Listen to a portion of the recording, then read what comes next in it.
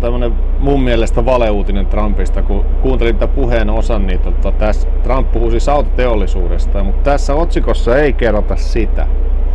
Kun tässä puhutaan, että Trump ennustaa verilöylyn, jos hän häviää vaaleissa ja väittää Bidenin voittaneen Obaman. Niin tässä puhutaan verilöylystä, niin tässä otsikossa ei millään tavalla kerrota, että tässä on kyse autoteollisuuden tulevaisuudesta eikä mistään ihmisten tappamisesta tai mistään tämmöisestä.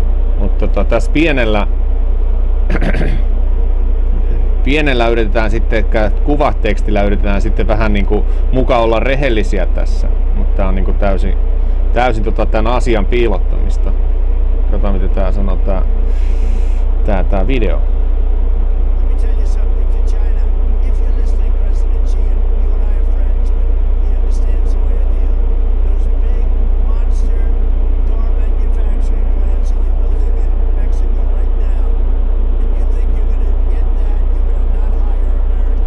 Mä en tiedä, tuleeko tää ääni sinne.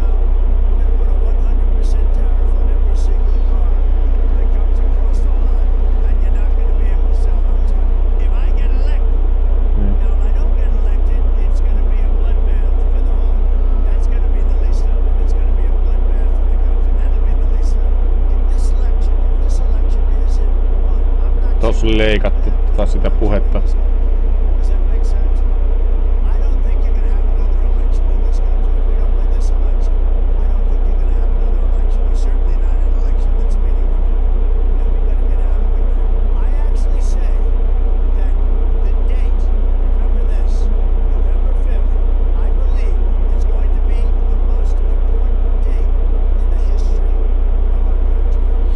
Tuossa oli leikattu mutta täältä voidaan esimerkiksi hakea vaikka tuolla hakusanalla.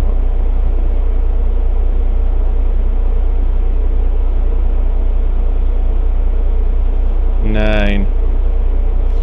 Niin tätä sanaa tää löytyy 10 kertaa täältä tekstistä. Niin tässä sanotaan esimerkiksi, puhutaan niinku taloudesta ja autoteollisuudesta, mutta siis Trump puhuu paljon laajemmin tästä. Siis tälle teollisuudelle se on niinku verilöyly. Tossa ei oikein niinku tullut se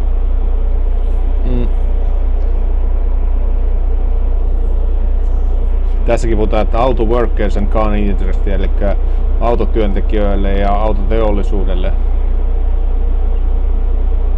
Tää puhuu siitä, että kun on ottanut tässä ennen kuin mun mielestä toi video edes alkoi, niin puhuu laajemmin siitä, että kuinka ne on niin kuin vallottanut tavallaan, aiheuttanut tämän työttömyyden ja tämän taloudellisen, tää nykypolitiikka on aiheuttanut, että tässä niin kuin liikaa keskittyä tähän verilöyly-sanaan sillä tavalla, että se häivyttyy, niin kuin tuossa otsikossa ei kerrota ollenkaan, että mistä on kysymys.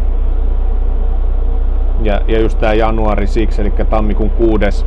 Tää valeoperaatio Trumpin kannattajia kohtaan, kun oli se maan suurin mielenosoitus silloin presidentin puolesta.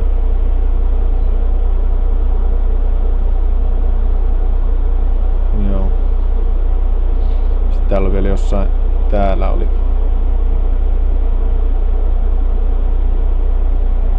Niin tässä esimerkiksi nämä republikaanit, jotka on kriittisiä Trumpia kohtaan, niin sanoo, että siis tämä verilöyly, tämä bloodbath on niin yleinen termi tästä taloudellisesta tilanteesta. Ei tässä ole mitään sellaista, mutta kun tämä on nyt käännetty tavallaan, kun niin tämä Trumpin tämä kriminalisointi ja demonisointi on niin kuin sillä tasolla, että hänestä on valehdeltu niin paljon, niin tämä niin kuin luo näissä yksinkertaisissa mielissä sellaista kauhukuvaa hänestä.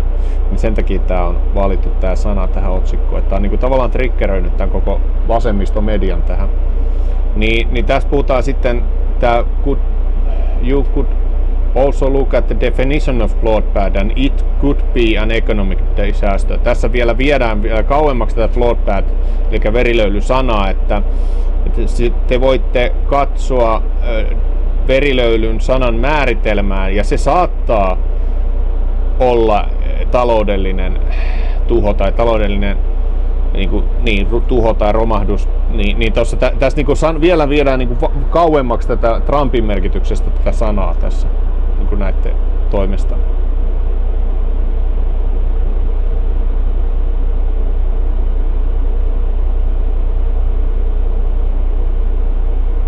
Niin tässä vielä niin kuin taas erotetaan tavallaan tätä sanaa. What does that mean he going to exact a bloodbath? Eli mitä se tarkoittaa, että hän aikoo toimittaa tämän verilöylyn? Tässä on jotain väärää. Niin.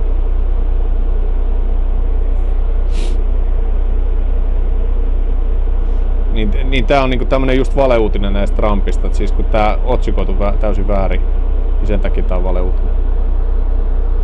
Mun mielestä, että tässä niinku viedään täysin tätä verilöylysanaa niinku pois, mitä se oikeasti hän tarkoitti. Niin tää ei ole niinku uutisointia, tää ei ole asioiden oikealla tavalla kertomista.